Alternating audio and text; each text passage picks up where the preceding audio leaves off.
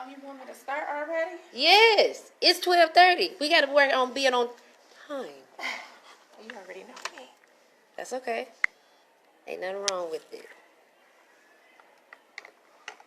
Let me see. I should have been doing this while I was sitting here, but it's okay. Hey, what's going on? That's my assistant Jessica who texted you. Oh, hi. Hi, Jessica. Let's get some more. And what's her last name? Lawrence. That's what she said, Miss Lawrence. That's Miss Lawrence, baby. Okay, she gets me together, keeps me together. Okay, I'm done. I ain't inviting no more people. What's going on?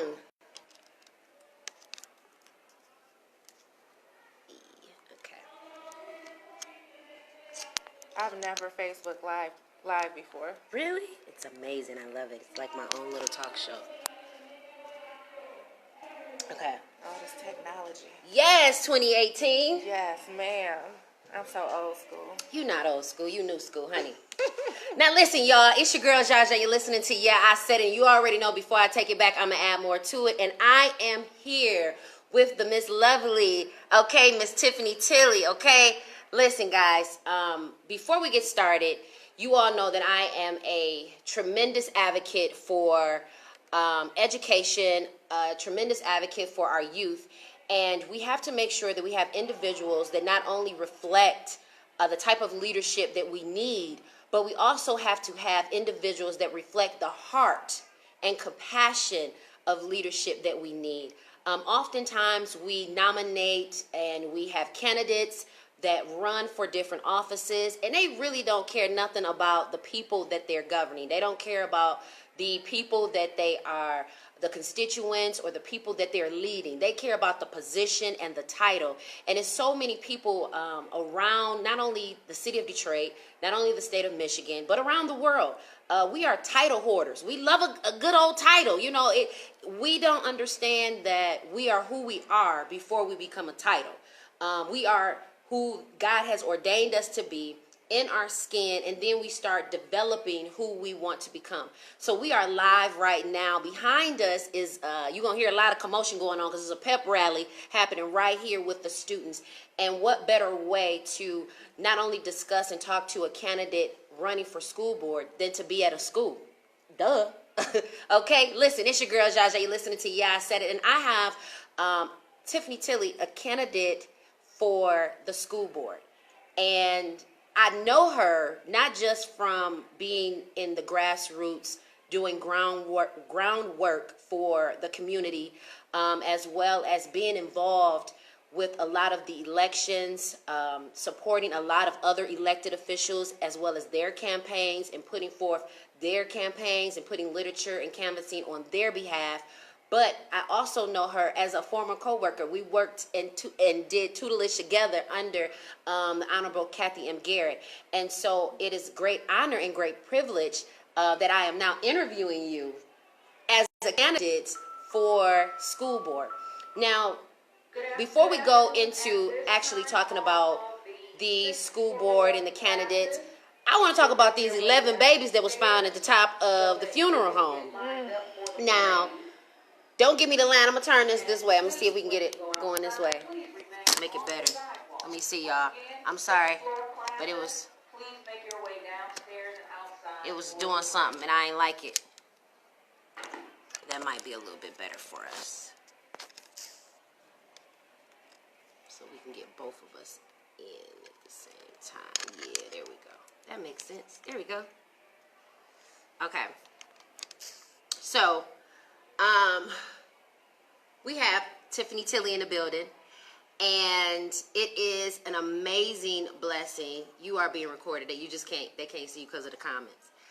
But what about these 11 babies that were found in the funeral home? Like, I'm trying to figure out, how do you, one, carelessly and casually put a baby in a box, then you take the box, you put it in a ceiling, and then you put the tile stuff back down as if they don't exist. What's your thoughts on that, Tiff? It's crazy, and it's disrespectful. You know, somebody loved those babies. Yeah. And just because they couldn't afford to do the burial doesn't mean you put them up in a ceiling. Right, absolutely. So, the owner, though, they said had dementia or something before he died. I don't know how they even got there, what was going on. I don't know if workers just decided, hey, this business is going under, we're just going to put the baby. I mean, how do you even get to that point? And you know, this month we talked about breast cancer awareness, we talked about domestic violence awareness, and October is also literacy awareness month as well. And Detroit is very, and I hate to say this, lack of a better terms, is one of the most illiterate cities in the nation when it comes to education. We are the lowest. The city of Detroit is the lowest in the state. The state of Michigan is the lowest in the country. And over 30% of Detroit is illiterate. Over 60% is functionally illiterate. And if you don't know what functionally illiterate means, is that they can read a menu off McDonald's, but give them a book. That means that they can finesse their way through the system, but ask them what those words really mean. Are they able to articulate it back to you in a way where you understand and they understand what they're being said, what's being said to them, and how to articulate it back to someone else? Now, you've been an educator, and you also have children. You also know the value in supporting and being involved. Knowing that Michigan has the lowest literacy rate, lowest in education, how do we combat against that?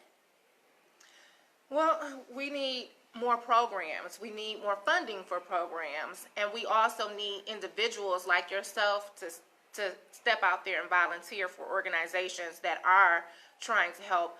I know Mother Helen Moore, who has been powerful in education for a very long time, has a program she's starting with the Detroit Public School System. And they are partnering with churches and organizations to do different programs to help teach children how to read. Now, I'm not running for Detroit Public Schools. I'm running for the State Board of Education. So that's a statewide office, and that board is over all 83 counties, K through 12, as well as some of the colleges and universities. And right now, that board is comprised of 4 Democrats and 4 Republicans. Ooh. And so right now, we have a chance to change that balance. Okay. And make it more Democrats on that board. And it's so important right now because the former superintendent unfortunately passed. Yeah. And the biggest thing the board is going to do in the near future is to select a new superintendent. That person is going to be the one to implement all of the policies in all of the schools, almost 600 districts that are going to affect your children. Wow. Now, you talk about policies and different initiatives, different programs, because it doesn't seem like no one's protecting our children, more so protecting the business of our children.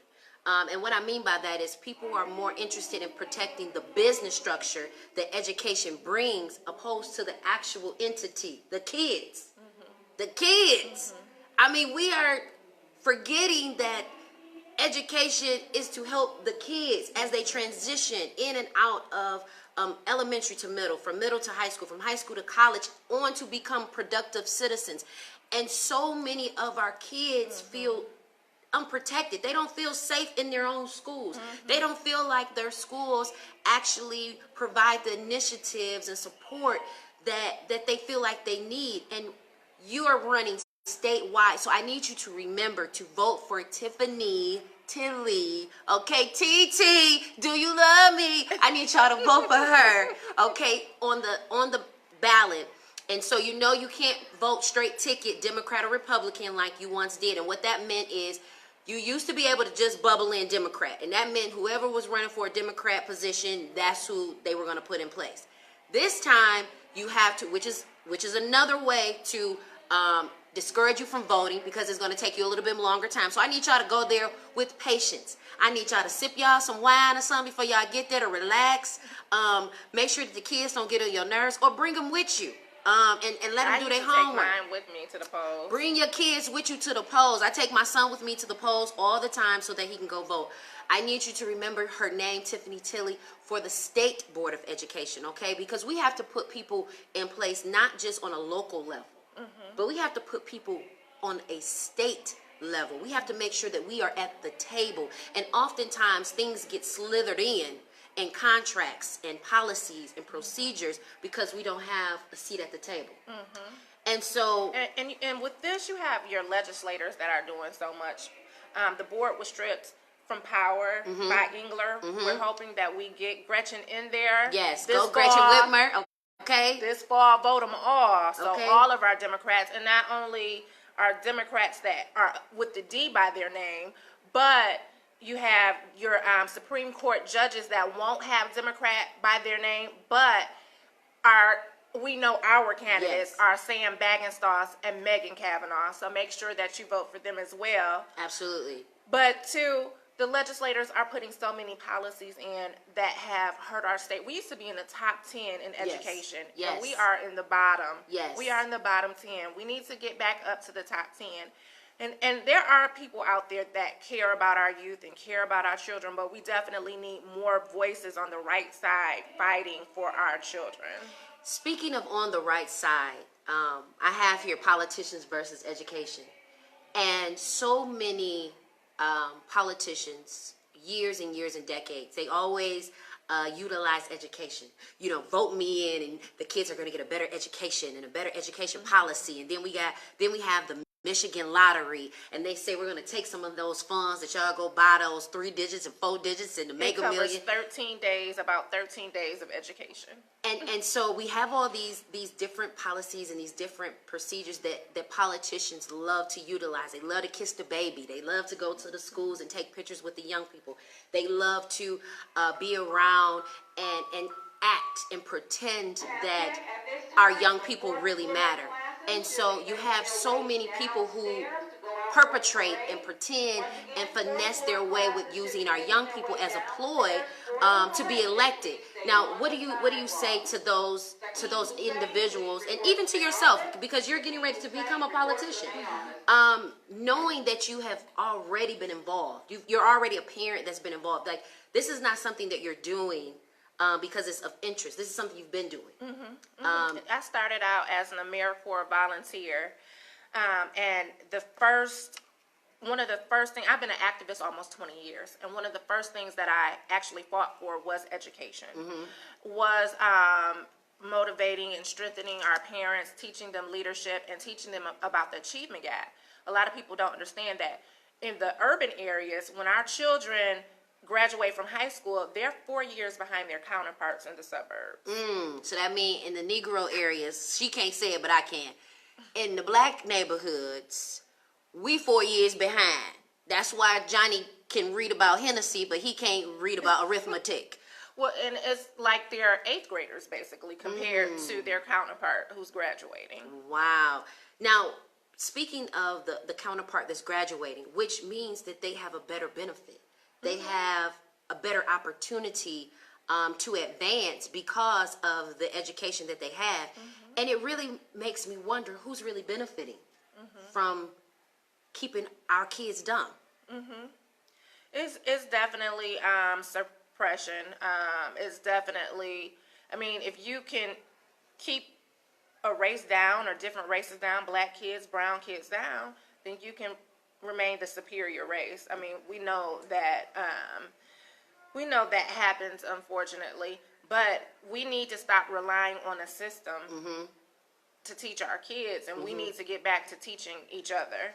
You know, and I say, people say, but the parents should be, again, in Detroit, the illiteracy and functionally illiteracy rates are so high, but then you have people like you and I that can say, hey, I can teach you how to read. Yeah. You know, my stepbrother, when he was small, of course he's an adult now, but when he was 5, and I realized he still couldn't read, my stepmom went to work one day, and she came home and he was reading, and she Okay. didn't understand what. She said, "How did you do?" I said, "All day we've been sitting here reading over and over and over, because it was no way that I was going to sit there and he not read."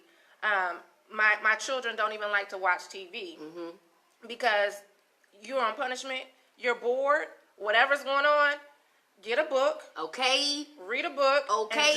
And write a report for me. Okay. And they had 100 books a piece. Ooh. Yes. And, Tilly time. and you know, different children learn differently, and Yes. so my children are on different levels, even with that in the home, and even with going to school. So it's just about us being a village and taking care of one another, though. Now, you said something that was... And Oh, go ahead. and they went to homework club all the time at Oak Ooh, Grove. Oak Grove. homework I don't know if club. they I like still that. have it, but Oak Grove, they would, you know, I was still in AmeriCorps. I would have transportation at one point, take them after school while I was at work over to Oak Grove, and they had a free program for everybody. You bring your children, they have tutors there to do their Wow. homework with them. Listen, y'all, we need to start the homework club at every school. That's one of Tiffany Tilly's Sure. initiatives.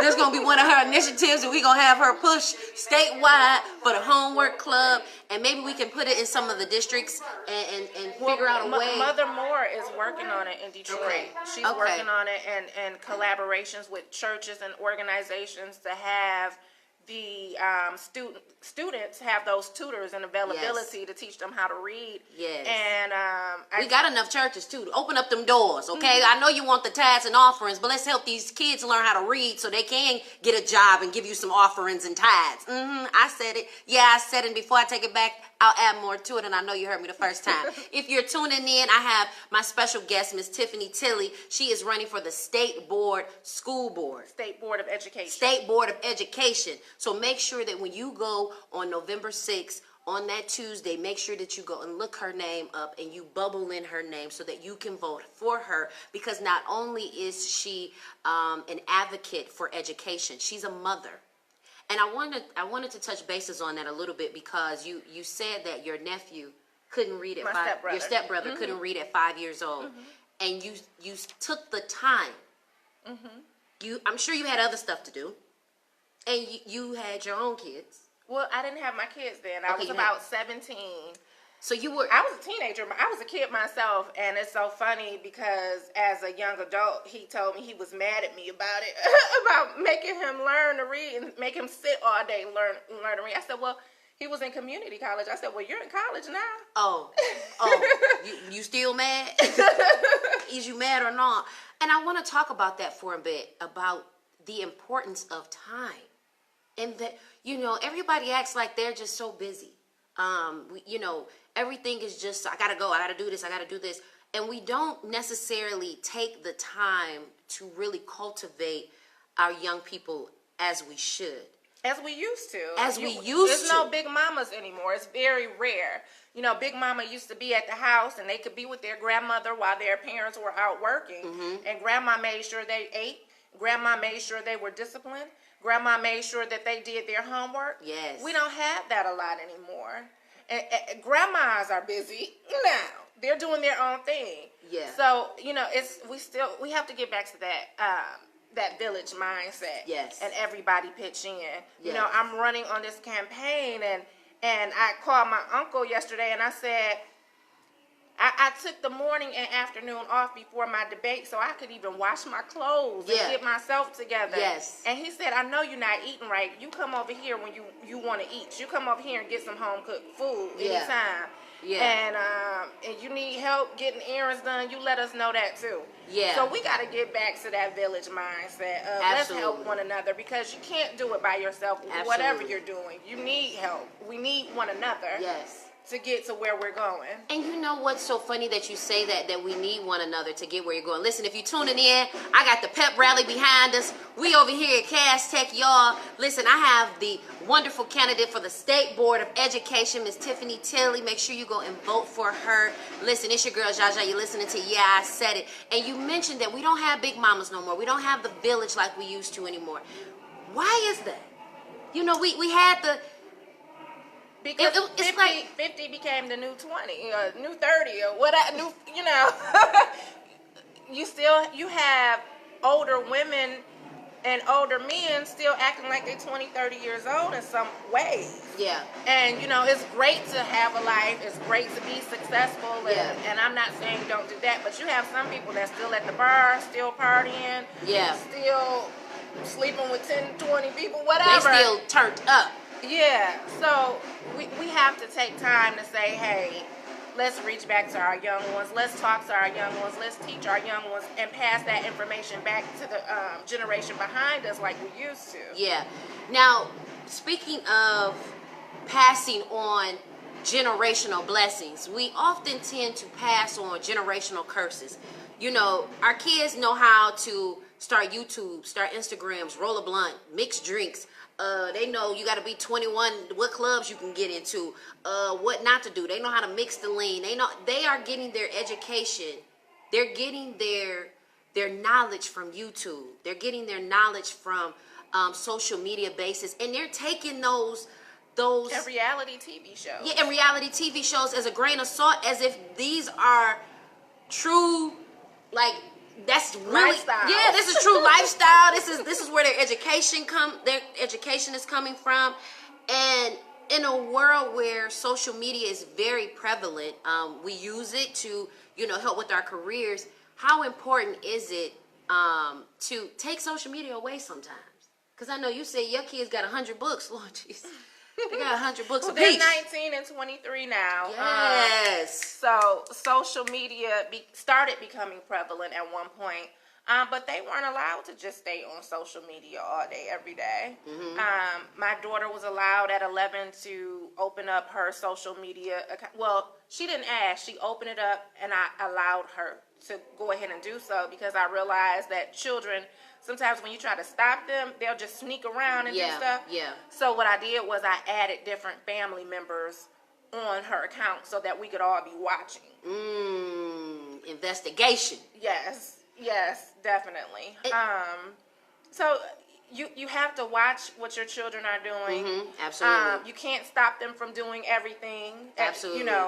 But you got to keep your eyes open, and you got to keep having those conversations even when they are doing something that they're not supposed to be doing. Use it as a lesson, an opportunity to teach, and just keep working together. Man, you said something that was critical.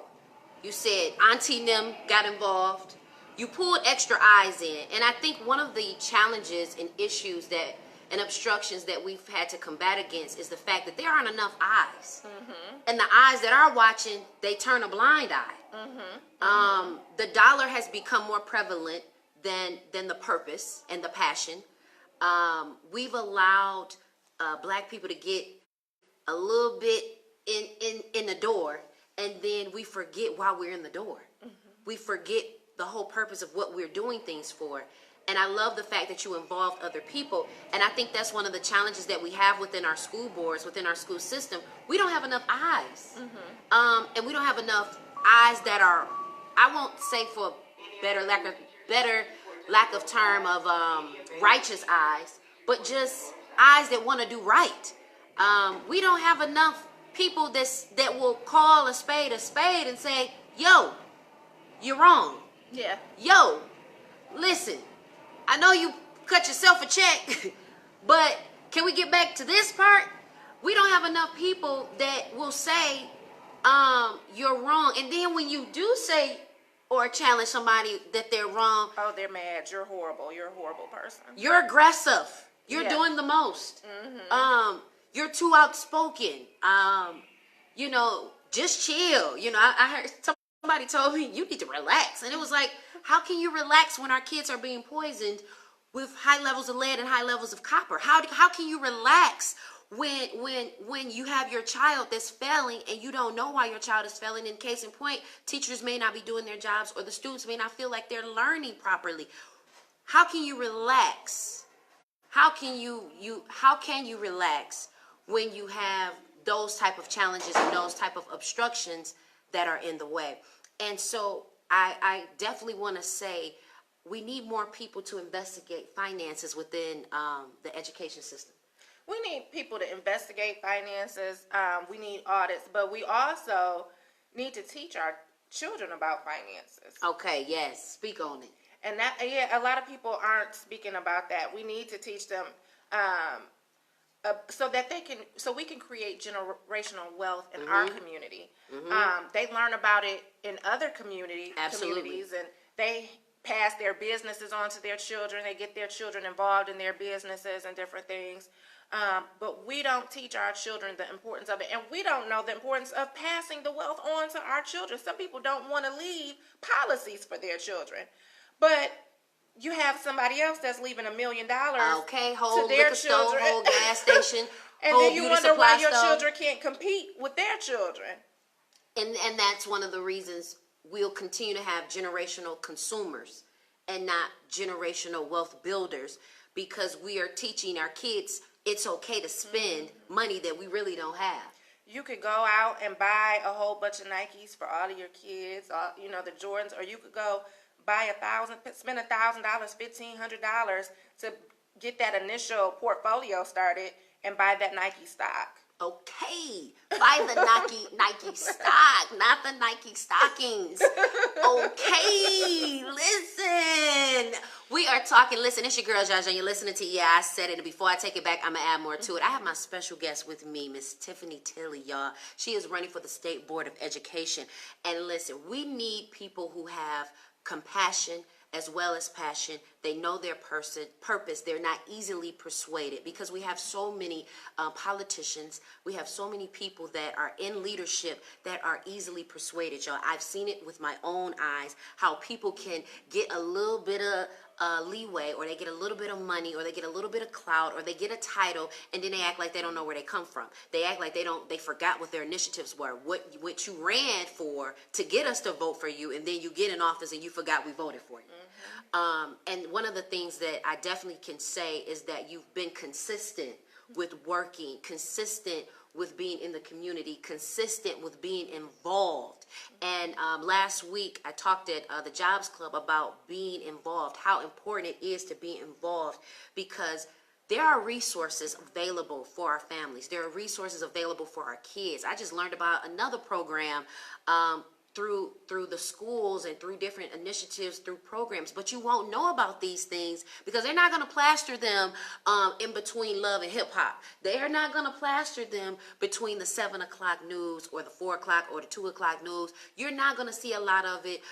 You may see a lot of it on Instagram. You may see a lot of it on Facebook if you're connected with community leaders like yourself or myself that promote those initiatives.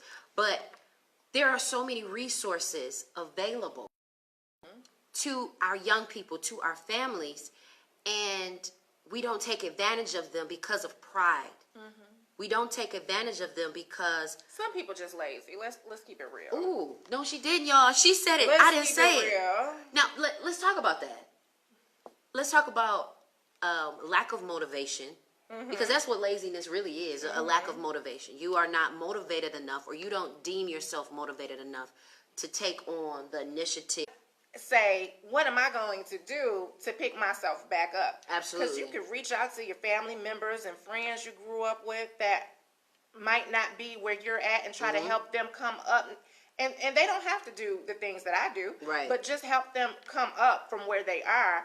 And I give out tons of resources that people do not utilize, and it frustrates me. But I do have some mentees that I've been able to help them as they transition and get to different places in their lives. And they've utilized the information that I've given, and they've just soared, and I'm so happy. I have a mentee who just got her law degree last December. Yes, my lawyers. Okay. Another one that got a degree in social work. Another one. One who has a marketing company. Yes, marketing company. I'm just so proud of the people that do take that information.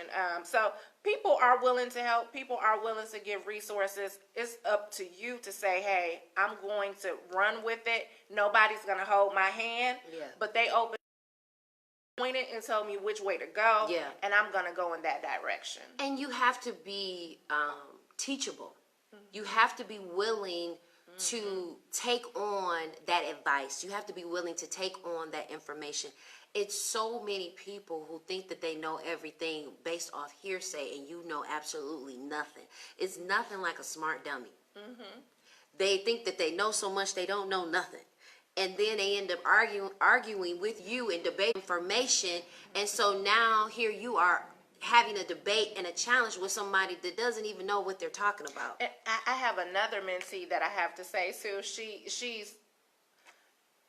She's changing directions, but she went to Florida, she went to LA, she went to London, she went to Atlanta, and she started working in the movie business. She worked on the Marvel films and different things. Just amazing young lady.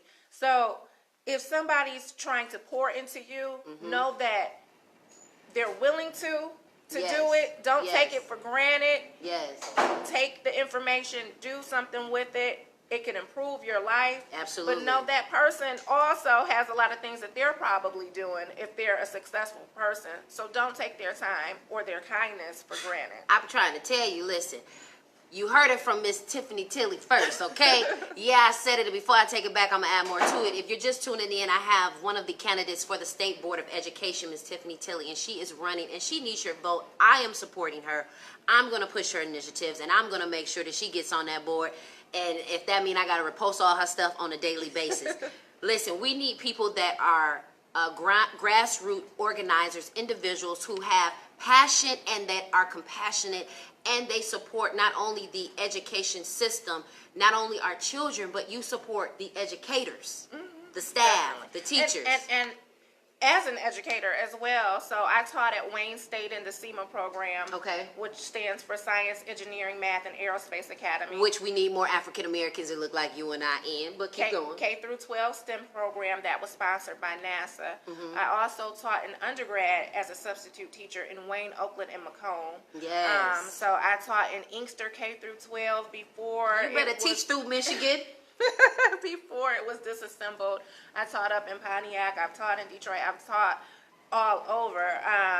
And I really got a chance to see what's going on in the classrooms. And one of the reasons that I'm running to, and I take this with me across the state as I run, this memory.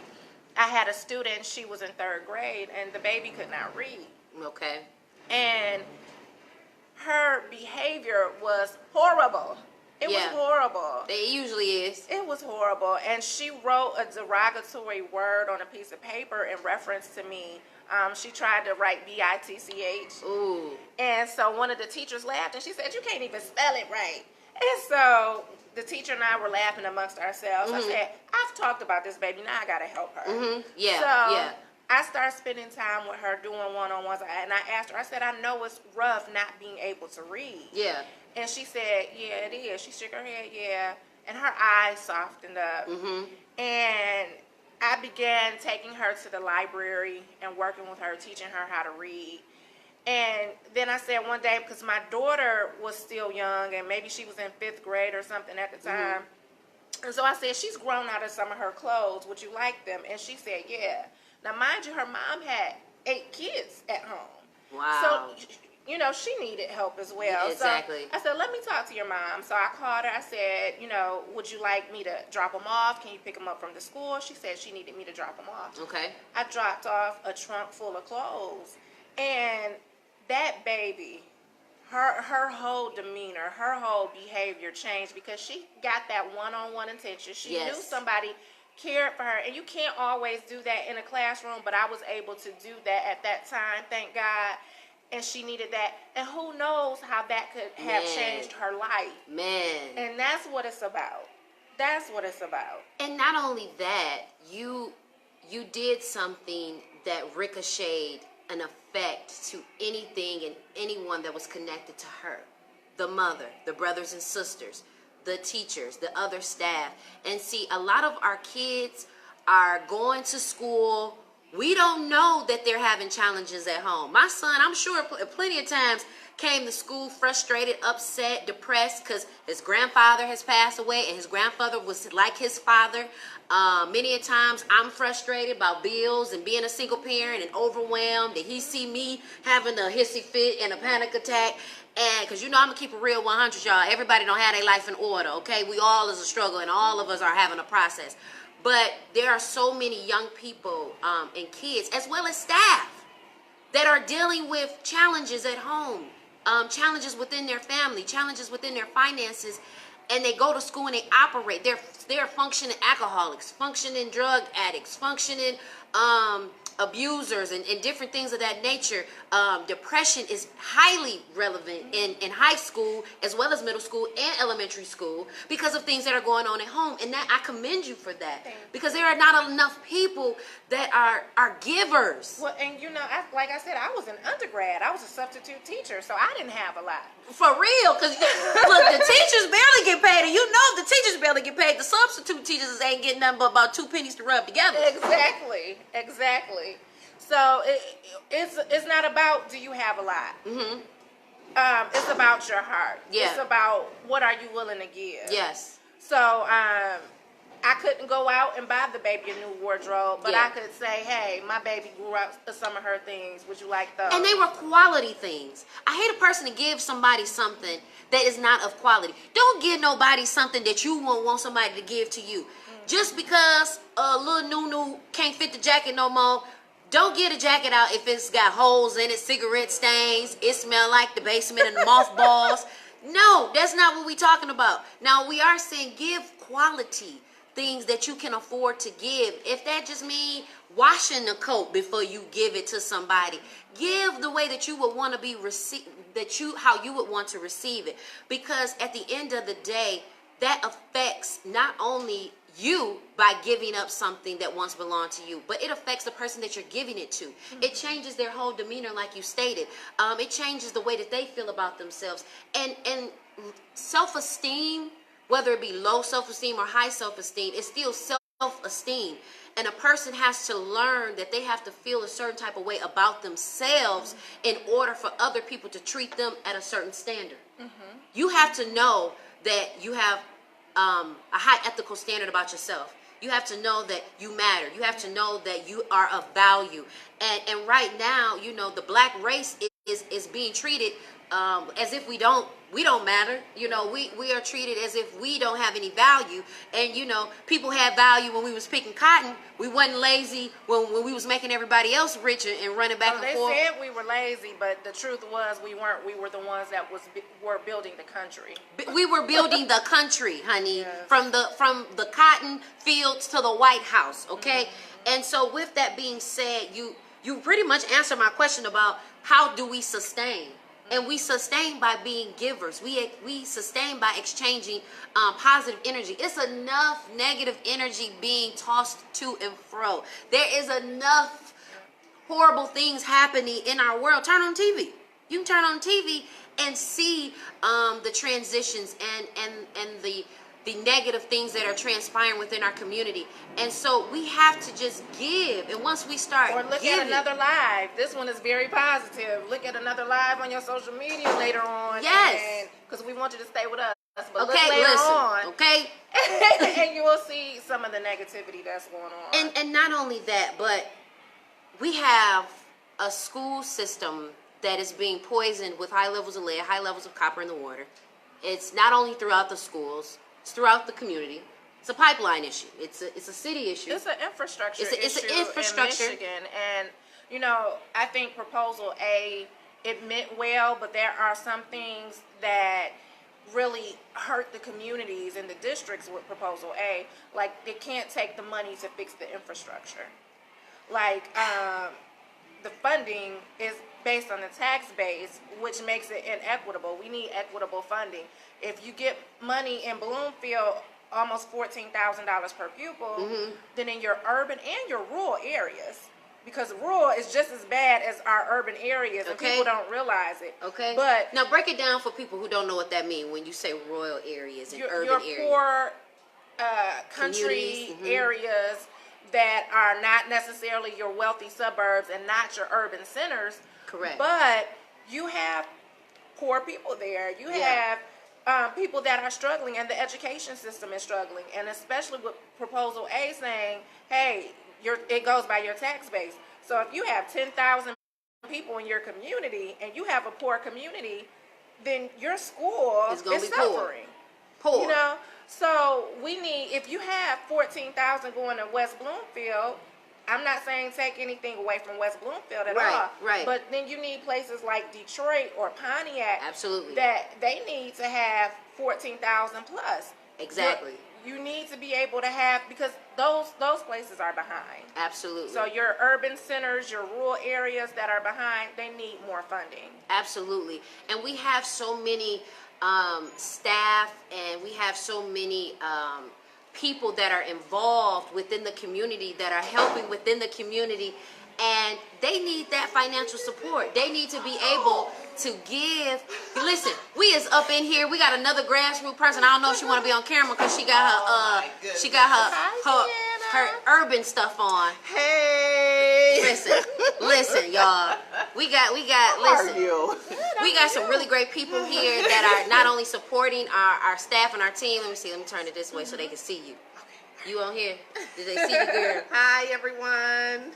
So that way they know who we talking about. Okay, listen. She's out here. She has an amazing daughter. I work with her daughter, Brooke, who is an amazing student here, who leads a lot of the initiatives and political led, grassroots led. She's going to be bad, y'all. I'm trying to tell you. Y'all better look out for her, okay? I'm trying to tell you, we're going to cultivate her. We're going to make sure she's going to be somebody's politician, leading somebody somewhere, doing something. Yeah, because she is definitely a leader. Thank you. We here, listen, you're listening. I have a senior here, too. Oh, so that's right. I forgot. Yeah, she asked for some materials. Maya. Yes, Maya. And so she doesn't even know I came inside, but I'm here. But that's like a parent. Parents, your kids don't got to know that you at their school. You just show up. Yeah, right. And we need more parents to be more involved. Yeah, I put you on the spot. You'll be all right. Yep, nope, that's how we have to be. We have, you're listening to Yeah, I Said It, and I have my special guest, Ms. Tiffany Tilley. She's running for the state of Michigan School Board.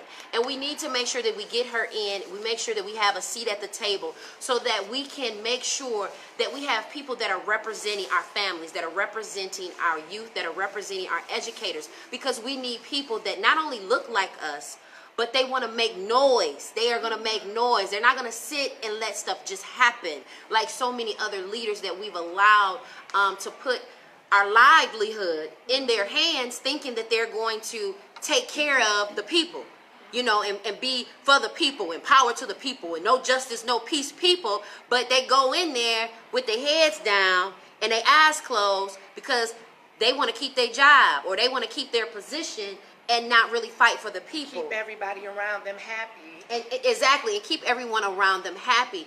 And we don't need no more happy Negroes. Okay? Yeah, I said it before I take it back. I'm gonna add more to it. We don't need all that. Listen, you're listening to Yeah, I Said It. I know you hear the noise in the background. It's popping. You see lights going on. Listen, we're here at a pep rally at the school, and we definitely want to make sure that we have the ambiance of what we're talking about. Because when you support school initiatives, great things like this can happen at your school too. Right. And not only that, we can have the funding. Because everything takes some time and everything takes some money. And when you have that available, you have people that speak up, you have funding and resources available, our kids aren't left behind. And wraparound services. So not only Now, what do you mean wraparound services? Programs that not just the children are being helped. We definitely need those, but also the parents can get help. Yes, because I need some help. Help me. So like I said, some parents need to sit and learn how to read after school with their kids. Yes. And speaking of that, I remember being in high school, and, you know, God rest my mom's soul. I love you, straight up. I love you, Kelly. But my mom had no clue about financial aid. She wasn't illiterate where she couldn't read, but she wasn't aware of what we needed for financial aid. And then she went to even tell me that we couldn't even use her financial aid, her taxes, to even do my financial aid. So we had to use my dad's because she didn't want to report stuff on her stuff because she didn't want to mess up her stuff from the government and this, that, and the third. And how many people think like that? If I apply for financial aid to help my child get a quality education, the resources and funding that they need to be in college, but I don't want to use my financial statements and my financial paperwork because that may do something, that might cut my bridge card off. That may cut my Medicaid or my Social Security off. You know, we have that, and I hate to say illiterate mindset, to think that your aid is more important than the future of your child. And too, not only that, to say that I don't want to go to school because I don't want student loan debt. Mm-hmm. I have tons of student loan debt. Me God too. knows. I have an MBA from U of D. I studied in Brazil, China, Hong Kong, Italy, Costa Rica. None of that was free. I'm wrapping up my second master's in international relations with a concentration in international development. I have a background in real estate I'm going to school for development. international business and foreign Really? policy. Okay, Really? look, we about to make some money. Look, that's why God be hooking people up the way that He do. Okay, keep going, girl. So I have a background in real estate development. I helped to get $9.9 million into Oakland County to renovate a couple of low-income communities last year. Okay. But I would not have been able to do that and some of the other things that I've done if I did not go to college and get that education Absolutely. and get that background, get those critical thinking and problem-solving skills that were further developed through graduate school. But I also want to say that, everybody's not college bound. No, you're absolutely Everybody won't go to a university. So if you are low income, your child could go to school for free. Okay. To a community college. Yes. And they can at least get their 2-year degree. And if they want to go on into a 4-year degree, they can do that and possibly get that paid for if you've started with that 2-year degree program with the free funding for low-income families. That's amazing. And then also trades programs. Man. They have some free programs. Contact the UAW. Yes. And find out about the free programs that they have available. Especially Council President Brenda Jones. She has a skilled trade initiative that she has going on right now. And if you know someone that's in need, let's not sit on our behinds, y'all. We have so much work to do. And I think, after the civil rights movement, we got lazy. Mm-hmm. We got in the door a little bit. We thought we made a little leeway. And we have people to remind us, no Negroes. We stopped supporting sit each down. other after the. So we were so busy, thinking that we need to desegregate. Which, you have other communities that still live together. Yes. Still buy together. Yes. Still support each other's businesses, but they're able to go into other communities if they want to. Yes. That's what we needed. So we needed to be able to say, hey, we can sit at whatever restaurant we want to. We can sit at whatever, library we want to. Right. We could use whatever water fountain we want to, but we still need to support one another because we know that it's not going to be a high population of other communities coming in to support our businesses. Absolutely. And that keeps the sustainability in the community and keeps our black dollar circulating. So guess what? When little Timmy needs a job, guess where he can go? To the homework club that Tiffany Tilly started throughout the state of Michigan. They can have an internship or they can work for anyone that's in the position to help our young people. And I mean, the midnight golf I saw a couple weeks ago, about a month ago, thousands of our young people that needed a job, that were looking for employment, and they looked amazing. They looked absolutely stunning because they were looking for an opportunity, and we don't have enough opportunities to give to them, or in those that have an opportunity to give them an opportunity choose not to. They choose not to give them an opportunity. So I'm trying to find a trades program, a free trades program, the information in my phone. Trying to remember who I sent it to so I could tell everybody. But there are a lot of free programs here it is. This one is a free trades program. It's 12 weeks. They'll even help people get their license. Yes. And, text that to me so I can post that. I'm going to post it on my Okay. Insta stories and on my Facebook and Instagram so that you guys can be aware of some of the resources and initiatives and programs that you have. And it's a 100% graduation success rate. They're really serious about this program. The number is 313 313 421 421 1577. 1577, 421-1577. That's 313, a 12-week free program for skilled trades. And don't act like we ain't never gave you no information. And don't act like you ain't got nothing to do. Because you ain't about to be doing nothing in the next 12 weeks anyway, but trying to spend some money that you don't have. Yeah, I said it. Before I take it back, I'm going to add more to it. And a lot of people in trades, they make six figures. Man, okay, because my cousin, listen, shout out to my cousin,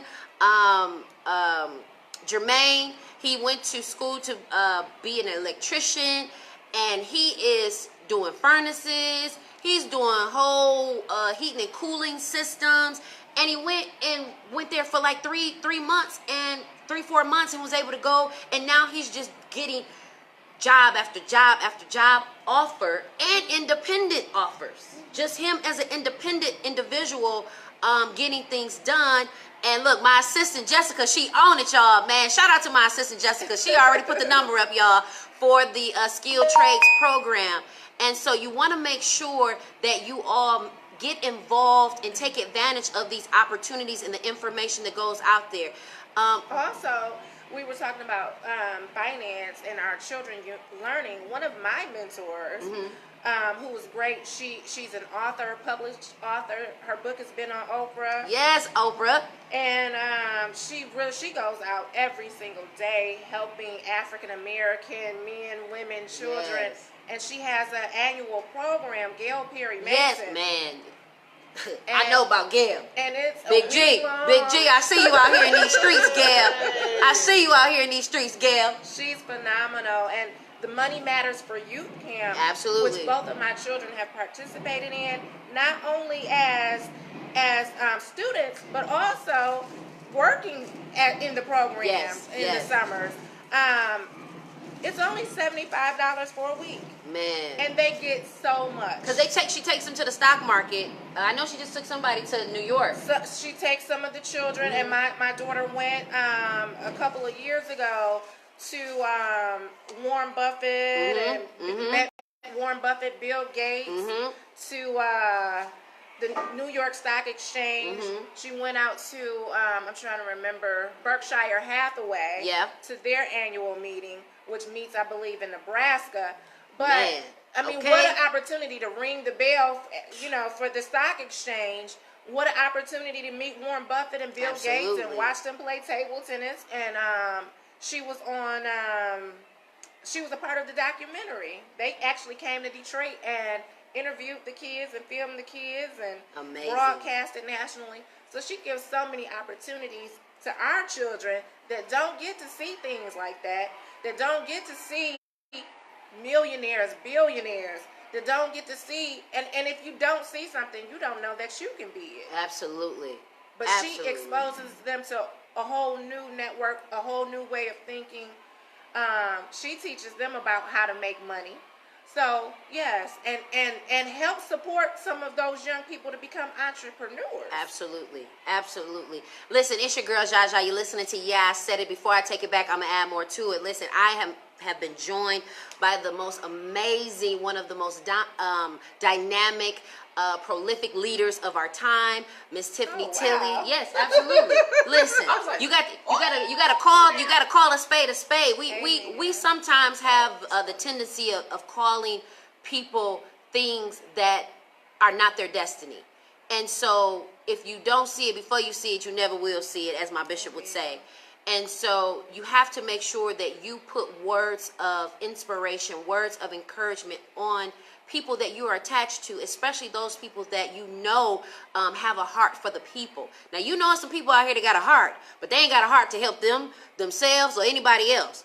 And so when you have those people that you're connected to that are out here trying to make things much more positive for us, they make sure that they're at the table. They have a seat at the table to represent people that look like you and I, that look like our children. We have to make sure that we cultivate that and that we support that. Listen, it's your girl, Jaja. You listen to I Said It. Before I take it back, I'm going to add more to it. We got a pep rally behind us. It's about to get real turned up. I know y'all going to hear all the sounds and the animation behind us, the bass.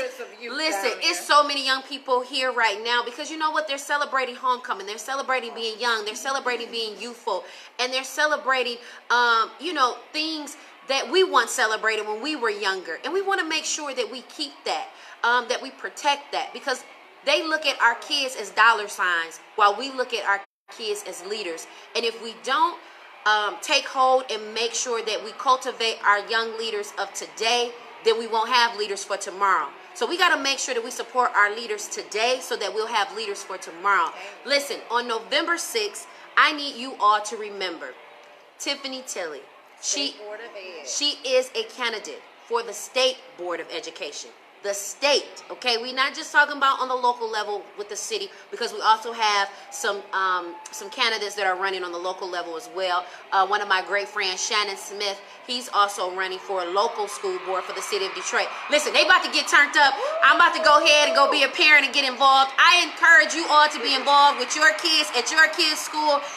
Even if you don't have any children at the school, you an auntie, you an uncle, you a granddad, you a cousin, a big cousin. Now, don't be up there if you a pedophile, okay? Now, if you are registered as a sex offender or you need to be on the registry, where you at? I need you to stay right where you at. Don't go up to the school, okay? Yeah, I said it before. I take it back. I'm going to add more to it. But if you know some young people that you support that are part of your family, part of your friends, make sure you be visible, especially our men. We need our men to be involved. We need our young men to see other men be involved with education, as well as our mothers. Listen, it's your girl, Jaja. You're listening to Yeah, I Said It. Tiffany, you want to say anything before we get off?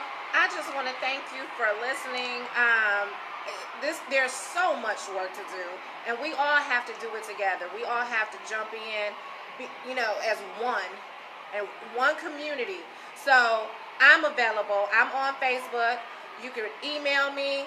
You can check out my website, VoteTiffanyTilley.com, VoteTiffanyTilley@gmail.com, and that's TiffanyTilley.